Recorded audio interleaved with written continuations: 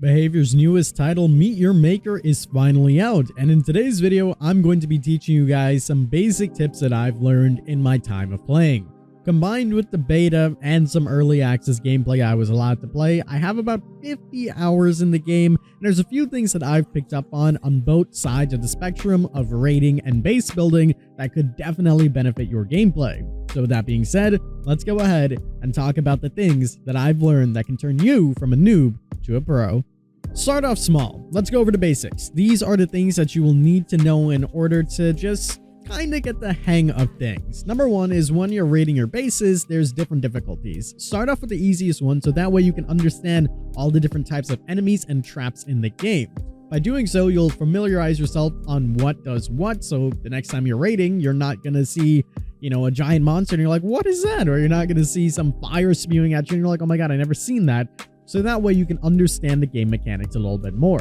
A good thing to know is that if you are about to get hit, you'll hear a noise notification as well as an indicator of where this is going to hit you. My best advice is to take things slow, walk slowly, and when you see these indications, walk back in order to make sure you're in a safe spot because you know your previous position was safe. Sometimes people might think about this, so some traps might be facing directly at you. In that case, you would want to shoot those traps or those enemies in order to stagger or break them or kill them, and that way it will negate everything that is coming your way. By doing all these small raids, you'll eventually learn what everything does and you'll understand how to play a little bit better. Hey, you ever notice that little robot that walks around at the start of every single mission? Yeah, he's your friend, okay? Don't kill him. His name is Harvey. HRV to be specific, but his name Harvey. Harvey's job is to make sure that base makers aren't able to kind of cheese it and make it so that you can't walk and get to that area where the gen mat is. There always will have to be a designated path that you can go through that you can get the gen mat. So if you're ever lost at any point in time, you want to know where the gen mat is, maybe there's multiple paths that might be confusing, follow Harvey. If he does end up dying, keep in mind that he won't be able to jump over anything. He can't fall from any heights. Whatever path that he has to be connected with each other, with a ramp, with anything like that, so there can't be any disconnect. So don't think Harvey's gonna jump over to the other side and get baited into a trap. Think, can Harvey go through this? Think about it as if he has wheels, essentially. He can't go anywhere if it's like stairs or, well, there's not stairs, but you know what I mean. He can't jump anywhere. So essentially, if you're lost and he's dead, keep that in mind and you might be able to find your way out or find your way in. Use your grapple. This is something you're going to have to learn. If you don't know how to use your grapple, you're going to have a nightmare. Grappling can save you so much. If you can get a hang of just grappling around, you don't even need to worry about, in some cases, about killing anything whatsoever. I've done so many runs, which will actually be our next tip, where I don't even kill anything. I just kind of walk through the base because a lot of base makers don't consider that someone could be really good at grappling. So by taking your time and understanding where the grappling is going to go, you'll get the hang of it eventually, and it'll help your gameplay quite a lot. The grapple is fairly simple to use. You aim it in a direction, you press the grapple button, and it will grapple and keep you at that location unless you press another button. So if you found a safe spot in the room or the base that you're raiding, you can grapple and wait until things cool down and then carry on. This is a great way that if you know where there's a lot of safe spots on the raid that you're doing, maybe you ran it a few times, you can easily just parkour around and make your way to the gen mat. That takes us to our next tip of using that grapple as an offensive tool. What I mean by this is just constantly going. A lot of the games that I played, when you go to some of these brutal maps, you can't even comprehend how much things are in some of these rooms. And a lot of these base makers kind of forget that someone that's good at grappling might be able to just grapple through everything. This is where you always need to be on your toes and you always need to be grappling into different locations. On the wall, on the ceiling, on the floor. Keep on going. That way nothing can actually hit you.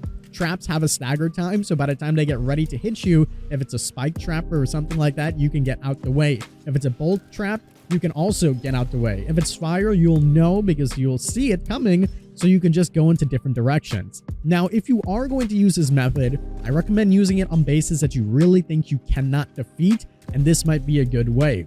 These really work on the bases without the pistons that come out of the ground, the dead pistons. If those are there, it makes it incredibly hard to do this, so I recommend breaking those before doing this. This technique has helped me so much, especially in some of the champion raids, and it works out so well because you could just fly through the map, not worry about a thing. It might take some practice, and it is a bit of trial and error because you need to know where your safe spots are. Take a breather, keep going, and carry on. That way you don't need to stress about breaking every single thing in a room, because map makers are getting a lot more smart and they know how to deplete your resources before you make it to the end. So sometimes don't use any of them, just grapple your way. Speaking about resources, don't forget to go and take a look at your weapons guy. You might find some good things in there, such as grenades. Grenades help you so much, and they're so inexpensive to make. You can make hundreds of grenades super easily. With a couple of raids, you'll have enough to do this. It takes 10 currency to make a grenade. It is super easy to make. Stock up on them because 3 grenades can really be life and death for you in some of these situations. So stock up on them. There's no reason not to, and they help you so much by destroying traps, killing enemies, etc. So make sure you're stockpiling on your grenades before you're going into your next raid. Don't forget that you can also upgrade your character. There's 2 current characters in the game, all with different perks. You can upgrade these perks and it helps to fit your playstyle and make you a lot better. One of the things I like doing is using my knife or my sword to break things. There's a skill that allows me to break things or kill enemies and then move up to 20% faster for a set amount of time. This really helps when it comes down to raiding bases because you could just zoom through them without worrying about a lot of traps. So make sure you're keeping those things in mind. Start your base building. This is super critical if you want to get further in the game, understand more mechanics of the game, and get some AFK points essentially. Base building isn't necessarily hard, and you can build some regular standard bases without getting too crazy. Look, I'm going to give you a little tip right here. If you are really lost on what base to build, one of the earliest bases that I built was literally a long pathway leading into a big square box around my gen mat, and all I did was place bolt traps on literally everything that was there. I then set it to second sage. You can unlock this by leveling up your traps in the outpost, and by doing so, as soon as the player grabs the gen mat, all of these bolt traps will be activated and they will start spewing at the player. Now, if newer players are going through this, they'll probably end up dying and you'll get yourself a couple of kills, which can give you some good points while you're not playing the game. Eventually, you would want to upgrade and learn some more bases and some basic strategy, and as you're going through raiding other people, you'll learn some more strategies about other bases and what you can do here and there to make it a lot better. Be wary of armored foes. When you're just starting off, you might see a lot of people that aren't necessarily leveled up that much, so you might just be running around seeing some enemies and you're used to slicing or hitting them. Then you get into an armored foe. You see someone that actually you hit and they don't die, and sometimes that can lead to your death. Especially if it's a big tank, be wary of this. The only way to kill these guys is by headshots, or if you have a powerful enough weapon, you can actually hit their armor off and then kill them, or if you have an well-timed grenade. So if you see these people around, you need to get rid of them as soon as you can, or if they're not in your path, try to avoid them as best as possible because sometimes they can be a real big pain. So if you see them around, get them out ASAP so you don't need to worry about them, or else they can really cause you some severe damage. The final tip is a little bit for base building. When you're done with your base itself, it's always good to have secondary traps that activate when the person takes the gen mat and put them all the way on the outside of your base. A lot of times people complete your entire course and you can catch them off guard with a couple of sneaky traps right at the end. A great way of doing this is by setting it literally on the outside walls. You can have a bolt trap on a ramp that actually shoots in an angle, so that way if they move forward, they might get hit, so their indication.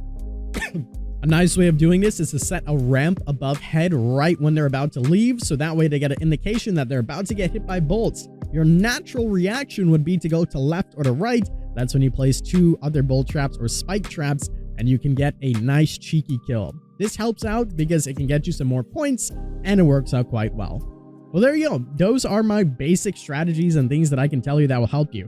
A lot of them are a bit vanilla and it will take time for you to understand everything, but these are just some things that you might improve upon. There's no actual secret or secret settings that will help you in this game, but just practice. And I hope that this information can help you. You don't need to be fearful of anything. Run through those places. You'll get the indication when things are after you, so you don't need to worry about it. And this should help you quite a lot. I hope you guys did enjoy. If you did, make sure you leave a like down below. We're going to be uploading a lot of Meet Your Maker content, a lot of base build guides, things like that. I hope you guys do enjoy.